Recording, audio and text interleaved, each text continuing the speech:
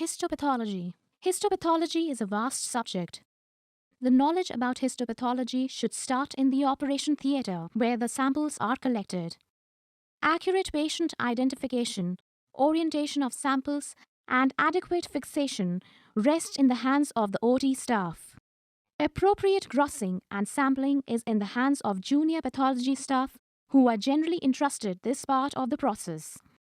Adequate processing, appropriate embedding techniques, microtome, staining, and avoiding unacceptable artifacts all rest with the histopathology technicians.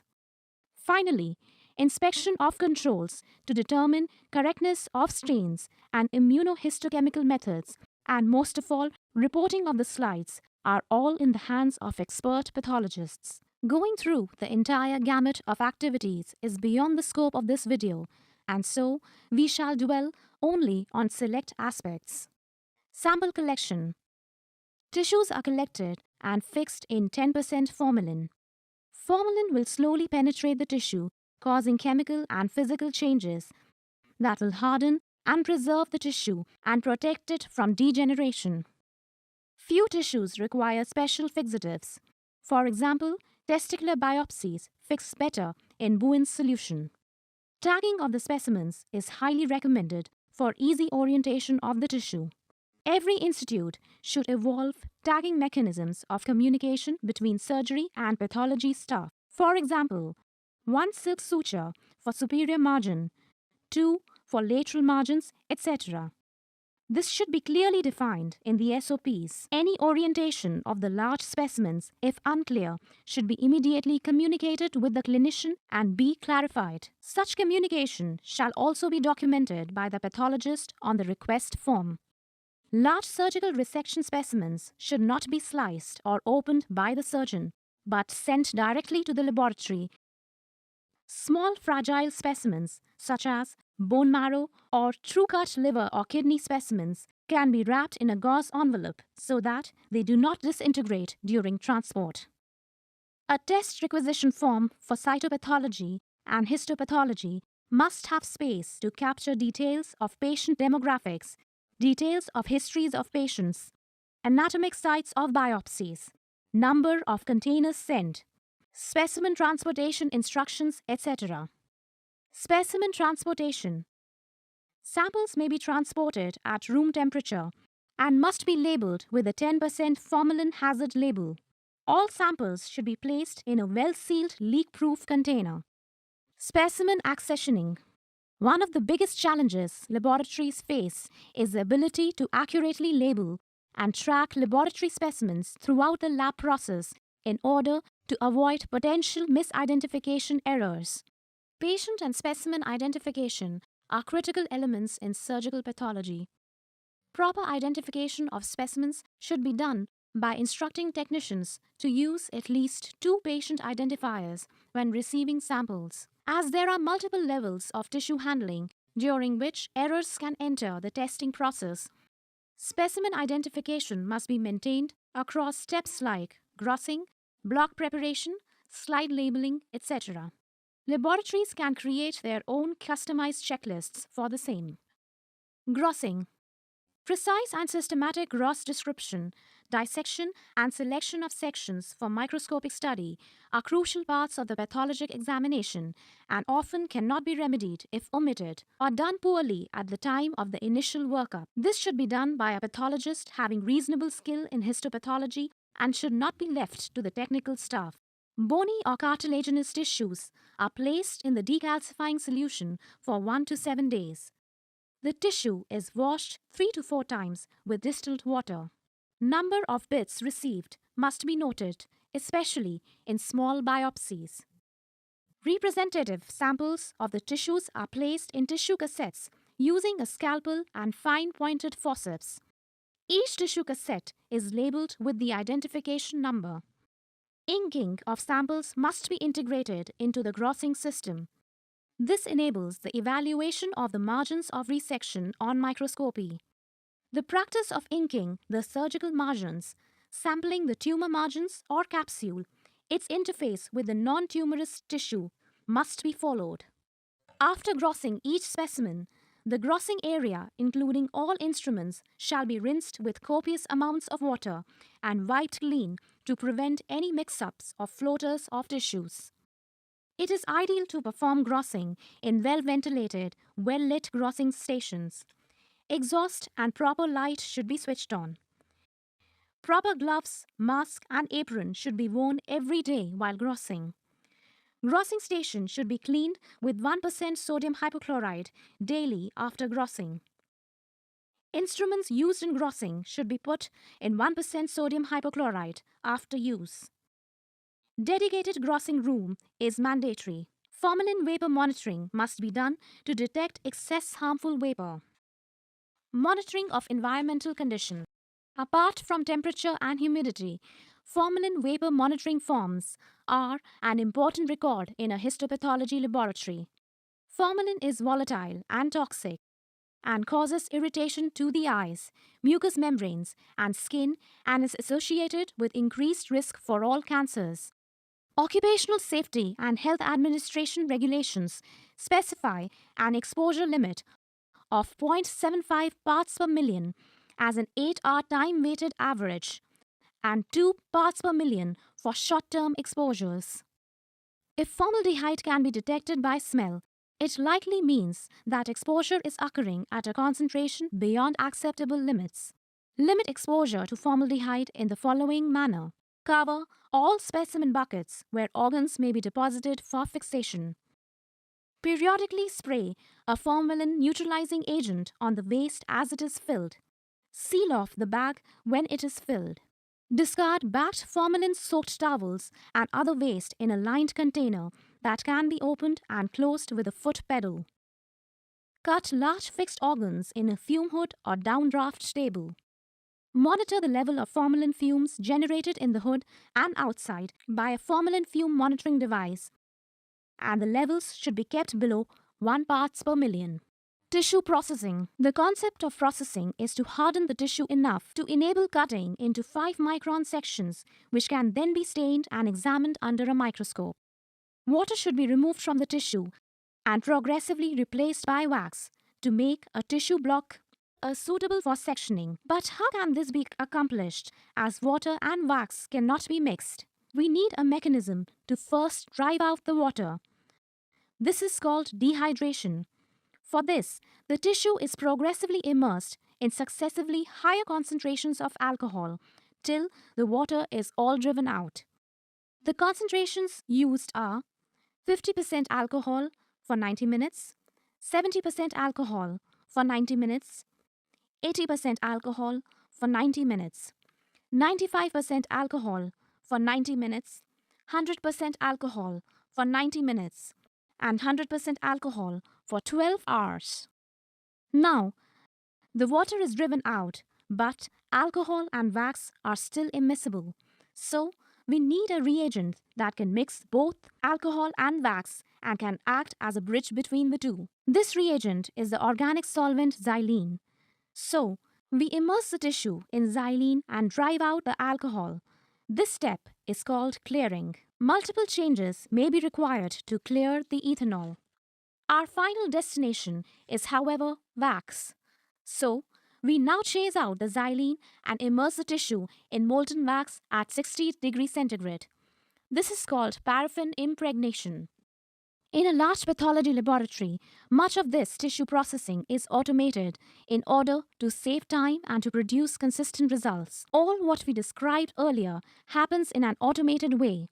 This will overcome the laborious steps in processing and human errors and forgetfulness. However, the tissue processor should be maintained well. Here are a few steps to remember.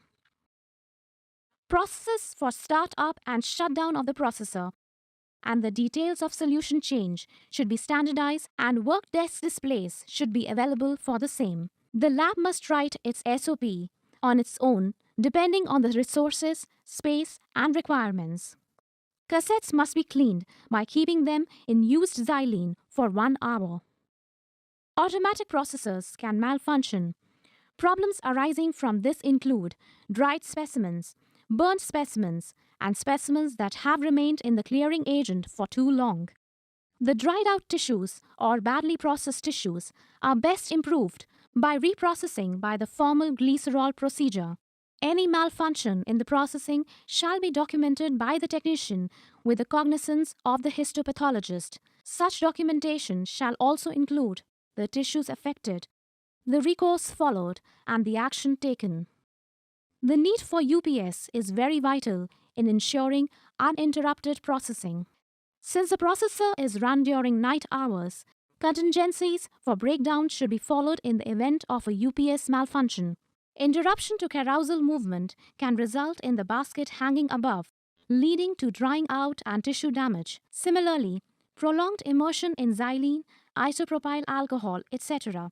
The results can be poorly and incompletely dehydrated, cleared, and infiltrated specimens, which will cause further problems when sectioning, staining, and examining the tissues.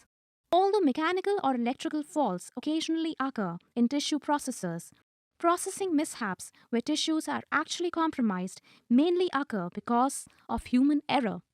Timing mechanism.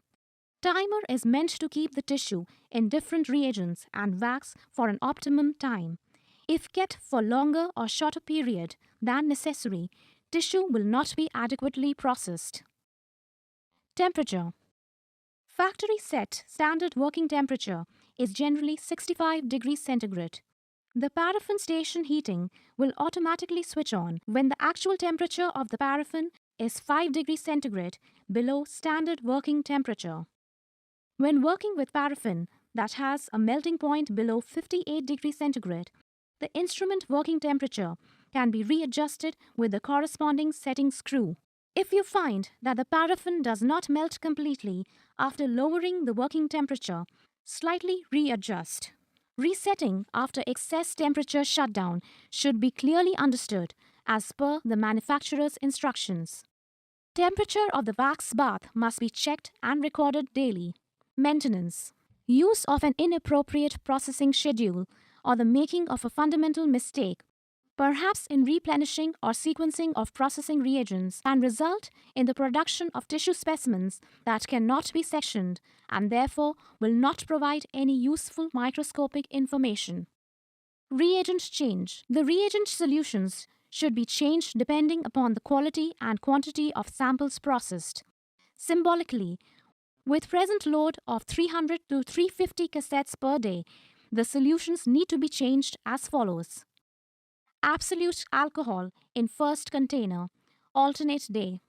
Xylene, every third day. And wax weekly. However, formalin needs to be changed every day. It shall be the responsibility of the technician in charge to maintain the correct concentration and levels of the processing solutions. A log shall be created and maintained by the technician for the days of changing the processing solutions. Clean the instrument on a daily basis. Mop any reagent spill immediately. Once a month, lift the carousel cover to its upper end position.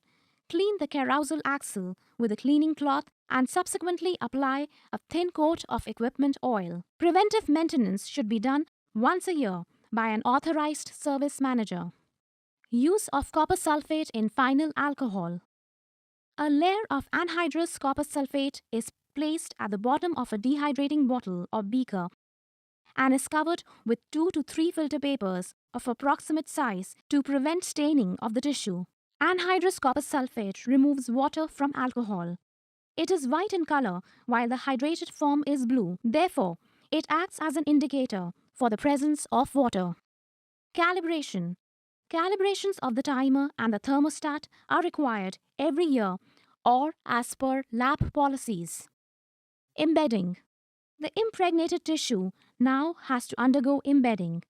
For embedding the tissue in melted paraffin, metallic molds are used. At first, lubrication of the metallic molds is done by liquid paraffin. After that, melted paraffin is poured in and the tissue is carefully embedded in proper plane at the bottom of the metallic molds. It is important for technician to have a sound knowledge of basic histology and tissue orientation to be able to embed in the correct plane so that all layers of tissues can be visible on the slide. The melted paraffin is allowed to harden at the room temperature. After hardening, the metallic molds are removed and the blocks are properly trimmed. Then, the blocks are kept in the ice chamber of a refrigerator for some time before cutting the sections. Trimming, sectioning, and labeling. Trimming is done to remove excess wax from the blocks until tissue is fully exposed. Then, boundaries are cut manually to decrease the size of the section. Before starting the sectioning, the wax blocks with embedded tissue are rubbed with ice. The microtome is used to cut tissue sections 4 to 5 micrometers thick, one tissue block at a time. The microtome is nothing more than a knife with a mechanism for advancing a paraffin block standard distances across it. The setting of the microtome, indicating the tissue thickness, should be checked before use. The important necessity for proper sectioning is to have a very sharp knife. If you are using non-disposable knives, sharpen the knife by the following techniques. Honing. Microtome knives are sharpened against a special stone called hone. Honing refers to grinding the cutting edge of the knife on a hard abrasive surface to sharpen the knife. The knife is pushed forward diagonally from heel to toe to the other end of the hone, turned over on its back and moved across the hone until the heel is in the center with the cutting edge leading, and then brought back diagonally. It is then turned across the hone to its original position. Stropping. This is a process of polishing an already fairly sharp edge that may be flexible or rigid. Before use and regularly, strops must be oiled and dressed with fine carborundum powder. The rigid type is a single leather strop stretched over a wooden frame of about 12 by 2 by 2 inches. Technique. The knife is laid on the near end of the strop with the cutting edge towards the operator. Knife is held with the forefinger and the thumb. Action is the exact opposite to that of honing. After sharpening the microtome knife in knife sharpener, each block of tissue is fitted in the microtome machine. Sections are cut at 4 to 5 micron thickness. Ribbons of good sections are selected and floated and flattened on lukewarm water in a water bath. Temperature of the water bath should be maintained at 50 to 55 degrees centigrade, which is around the melting point of the wax. The flattened tissue sections are placed on clean albuminized labeled slides and dried on the slide warmer. Slide warmer temperature is kept at 70 degrees centigrade and should be checked daily. If slide warmers are not available, the slides are kept in inclined positions to drain off water and allowed to dry at room temperature. The water in the bath should be changed daily and the surface should be skimmed regularly during section cutting to avoid floaters. Labeling is an important step and must be done with great care and clearly with the diamond pencil. Note: it is important to have a properly fixed and embedded block, or artifacts can be introduced in the sectioning. Common artifacts include tearing, ripping, Venetian blinds, holes, folding, etc. Steps of hematoxylin and eosin staining. Different labs may follow different staining procedures. Each procedure needs to be standardized as per requirement.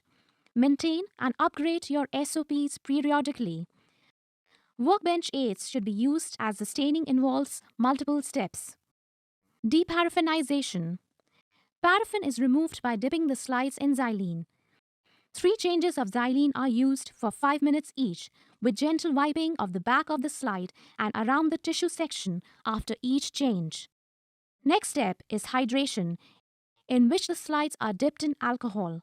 First in 90% alcohol and then in 80% alcohol for 2 seconds each.